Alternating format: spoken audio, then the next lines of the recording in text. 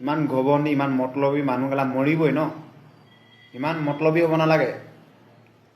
টপত আছোঁ বুলি কৈ মানুহক দেখাব নালাগে আমাৰ ৰাজীৱ হদিয়াক কি কৈছিলে চুট মাৰ নেকি চিনি নাপাওঁ বুলি কৈছিলে মা তাত চুট চালা কেনেকুৱা লাগিছে এতিয়া নিউজত দেখিছোঁ ই গোটেইখন কান্দি কুনি খতম গাহৰি মাংস খাব লাগে সি মৰিলে যদি মই শদিয়া পোৱালি হৈ আছে তই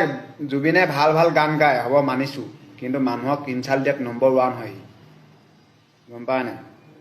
আপোনালোকক চবকে কৈছোঁ ষ্টেটাছ দি কিনি তাৰ ষ্টেটাছ দি ফালিব নালাগে নিজৰ দিয়ক আজিকালি কলিযুগ আহিলে সি কাৰোবাক কিবা চাইছে নেকি লাৰা ক'ৰবাত ফাংচন এখনত গ'লে মানে সি ইমানটো টকা নিদিলে নেযাওঁ বুলি কয় কেনেকুৱা হ'ব লাগিব এইটো বেলেগে যি ভাবক কিন্তু মই তেনেকুৱা নহয় বেলেগৰ নিচিনা মই ভবা মানুহ নহয় হ'ব বা আমিডাল কেলা আমি একোডালেই নাজানো নিজে কেলা দিন হাজিৰা কৰি খাওঁ হ'লেও তাৰ নিচিনা আমি ইমান লেভেল নেফালোঁ যোনে ভাল পা বেয়া পা মতলব নাই আমাৰ ৰাজীৱ হদিয়া কি চিনি নাপায়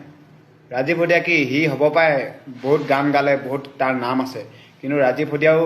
যোনখিনি গান গাই গৈছে তাৰ গানৰ লগত অকণমানো মেচ নহয় ইমানে সুন্দৰ গান গাই গৈছে ৰাজীৱ হদিয়া সেইটো খং মোৰ কাৰণে বহুত দিনৰ পৰা আছিলে কিন্তু চান্স পালোঁ আজি ক'লোঁ খালি কথাটো